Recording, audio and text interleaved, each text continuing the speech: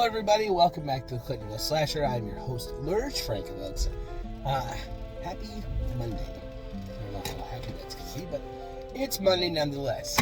Let's get this party started. So today I'm going to be talking about a 3-part film, which is called Fear Street, based upon the novels by R.L. Stine. It was released on Netflix about 2 years ago. It stars Maya Hawke and Sadie Sink, amongst many, many others. Now, the first part is from 1994. And it starts off with Maya Hawke, and she plays a character and her and this other kid work in this, they work at the Shady Side Mall. I really like what happens at the very beginning, because it really mirrors the movie Scream. I love how all the subtle hints from the 1990s, Scream, all the horror movie characters that they put in there that they referenced. I thought it was really smart. I thought it was a really cool idea. And then it kind of breaks off to a girl named Dana and her brother Josh. They both live in Shady Side. Now, Shady Side, this town that they live in, which is split into two sides, Shady Side and Sunnyvale. Sunnyvale is the nicer area. They, it's a nicer place. Everybody likes Sunnyvale. Nothing ever happens there. But Shady Side is always plagued by what they think is a curse, put upon the land by a girl named Sarah Fear that was executed back in the 1600s.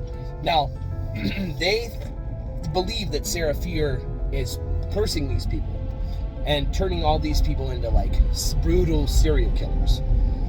Well, during this time with Dana and Josh, Dana just broke up with her girlfriend Sam, and Sam moved to Sunnyvale, and she becomes a cheerleader. She becomes popular. She's trying to move on with her life. So they go through this, and after they go to a game, and after the events of the beginning of the film, they go to a vigil at Shady Side, or at Sunnyvale. And after that, they're kind of beat up, and they're kind of made fun of for being poor.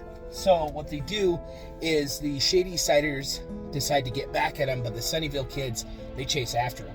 And they do this bus chase. Now during the bus chase, they throw a big Gatorade thing at them, and it hits the bus. To Sam and her boyfriend Peter, they crash their car.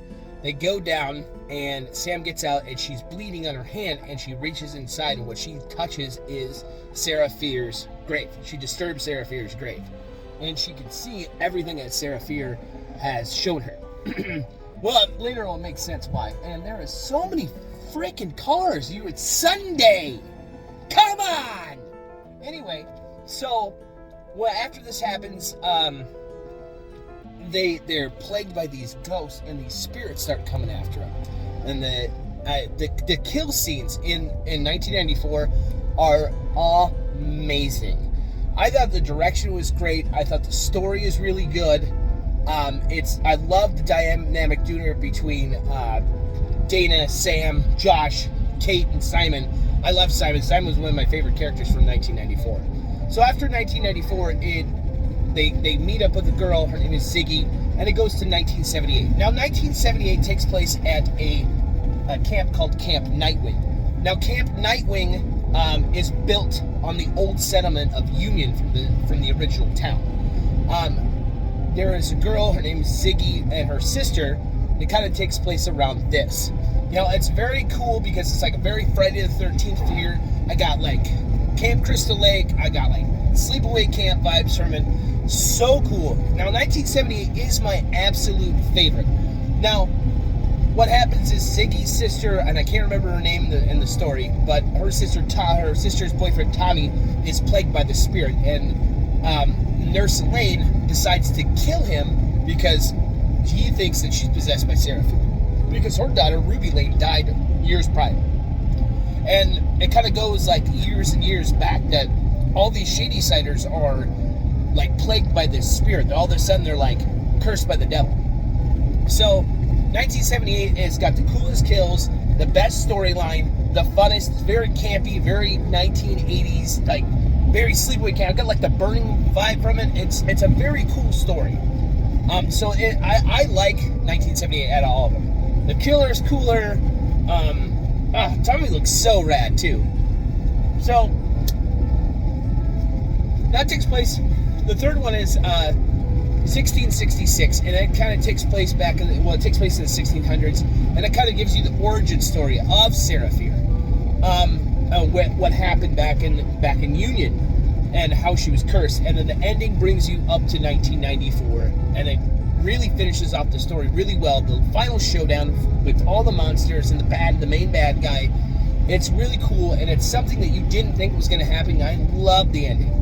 The kill scenes are amazing. Now, 1666 isn't my absolute favorite just because it was really slow, but it had some really cool, creepy, like the witch vibes. Very, very, very, very, very cool.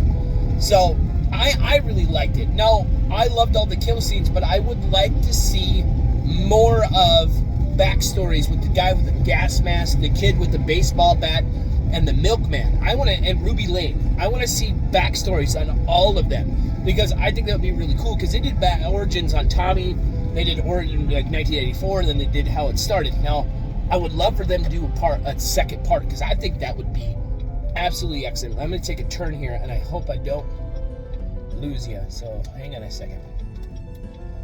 Alright, we're good. So, yeah, I would love to see an origin story on that, because I think it would be really fun to see more about the milkman, because I think the milkman looks cool. He's creepy looking. The guy in the gas mask, I want to know more about him, and the kid with the baseball bat just beating the brains. I'm driving, but alright.